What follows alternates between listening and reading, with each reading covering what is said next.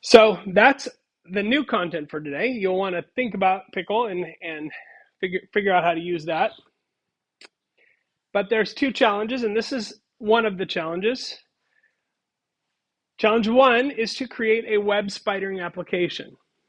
Okay, a web spidering application is a program that runs on your computer that basically you give it a starting website.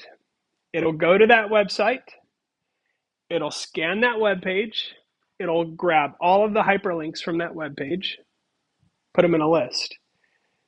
And then when it's done gathering the hyperlinks, it'll take the first thing in that list, the first new link in that list, and it'll go to that page. And it'll do the same thing. And it keeps doing that and adding those hyperlinks to the list until it runs out of links to follow. This is a good exercise. It requires you to do some text comprehension. It requires you to do some working with files and pieces of data. And it also will introduce you to how to use Python to do things with web pages, which is all very valuable. Now, the common application of this is typically called a web scraper. And web scrapers are incredibly common. They're used for all kinds of things. I've made a pretty good sum of money doing consulting projects that exclusively involve scraping data from web pages. So this is a valuable, immediately usable skill. If you can take a web page or a set of web pages, because most of our web pages now aren't like some dude out there making each individual web page, right? They've got a database in back of them, and they use a template to display the data from that database. So each web page is essentially the same layout with different data. So if you can teach Python to comprehend that web page, you can literally take all of the data out of that database and put it in your own database or do something with it. So a lot of people want to do that, including companies that own the data, right? Like Bakersfield College, all of our classes and all of our program data is stored in a platform online somewhere. It's all web pages. So we enter all of our course information when we create a new course here in Bakersfield College. We enter it all into that program. Well, at some point, we might want to move from program A to the new guy, which has better features or more usability, or we just like the color scheme better or whatever, right? So we got to get all our data from over here to over here. Guess how we do it? Because these guys don't want to give us our data because they're making money on our data and it's in their platform, right? So what's their incentive for cooperating and giving us all our data? They have no incentive at all. So guess what we have to do?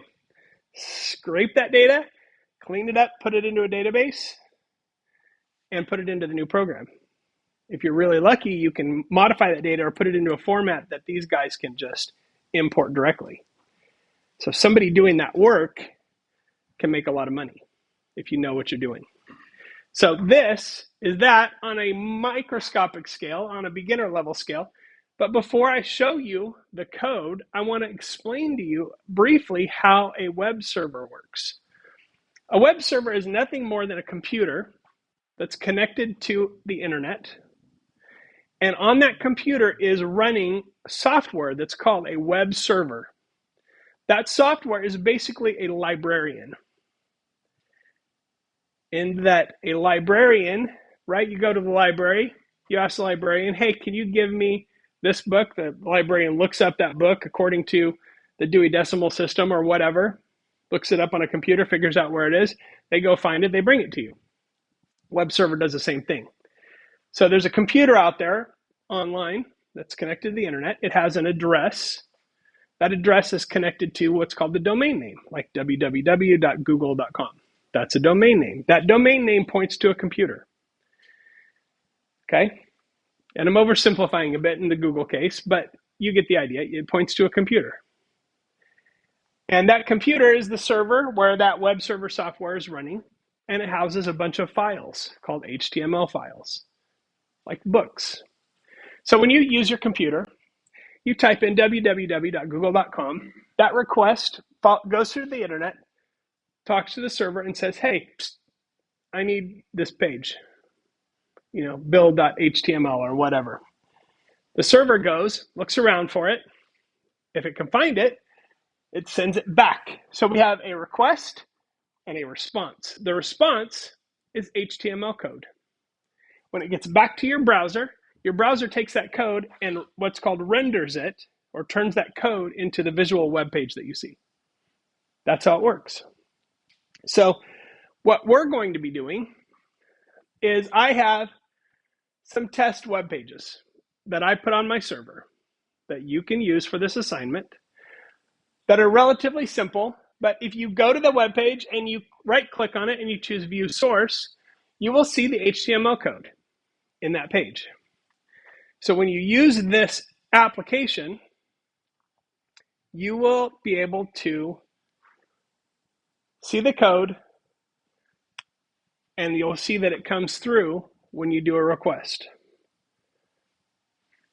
So this is kind of the basic page layout.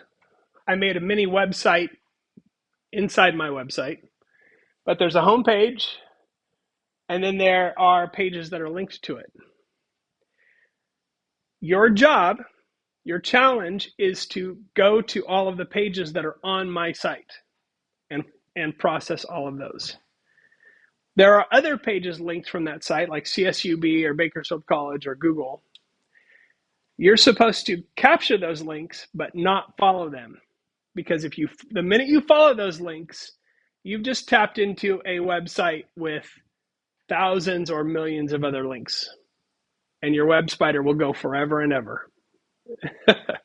That's the fun. So you have to figure out, how do I tell my web spider, go to this page, but don't go to that page?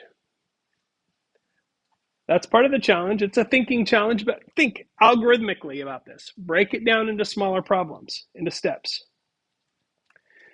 So real quick, I'm going to jump over to Canvas, and I'm going to go here to Module 12. And if I go to jumped around on me. Module 12 files. Okay, maybe they're in the, there it is. So I have a pickle sample code and a URL library sample. And this is the one that you're going to need to look at. Okay, so here is the URL library sample. Okay. And so I'm going to walk through this code real quick so you kind of understand what's going on. I'm not going to go into a ton of detail, but this first part, obviously, we are importing things from different modules. And then in this part of the code, we're creating a security context. Okay.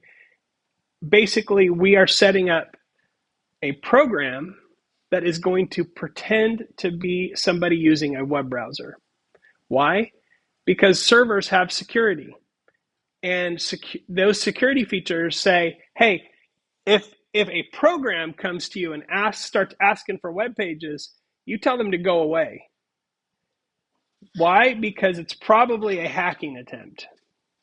Now, this is really basic level security. Why? How is it basic? Because all I have to do is say, hey, don't worry about it. I'm not a program. I'm a web browser. That's literally all we're saying here. So I'm setting up a security context so that I can communicate securely with the secure web server. And then this is the URL, Uniform Resource Locator, also known as a web address. So if I go to this web address, I'm going to see a little page right here.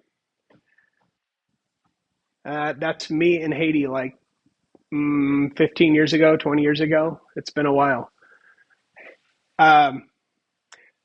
But there we have pictures and links, and you can kind of see the web page. And if I go to view page source, let me see if I can make that bigger. There we go. There we go. That is the source code for that web page. It's HTML code. So your browser gets this from the server and then turns it into the thing you were looking at. You can see in here, there are links. So just like we did that email scan using what we know about email addresses, you're going to see the patterns here in this code and figure out how to pull the links out.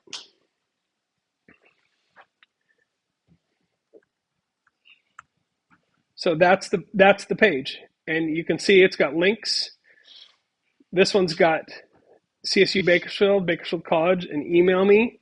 If I go to test page 3, it's got a GameStop, Apple, and another page on my website, Microsoft, Blizzard. So we've got other websites that are linked here. You don't want to follow those links. You want to follow only the ones that start with bmosley.com because those are the ones on my website. So that's the web address. Right here, we're setting up what's called a request. Remember, the request is just this right here. We're setting up the request, and look at what we have here. User agent is Chrome version 35.0.1916.47. What does that mean? That's the web browser that I'm pretending to be. I'm pretending to be Google Chrome. There are others, but this is a nice, easy one to remember, and you can just type it in there, and that's literally it. So you set up the fake security context, and you say, hey, don't worry about it, I'm Google Chrome. I'm not a Python script. And the server will just believe you in most cases, okay?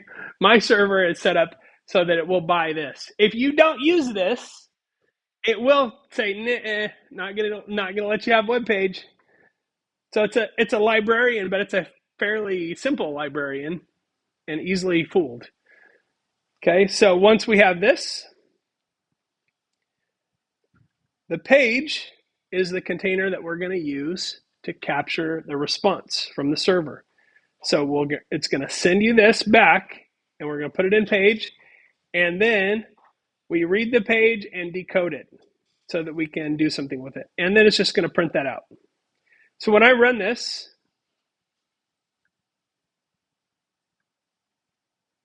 oh, wait a minute. It takes a second because it's waiting for my server to respond, but there is that HTML code.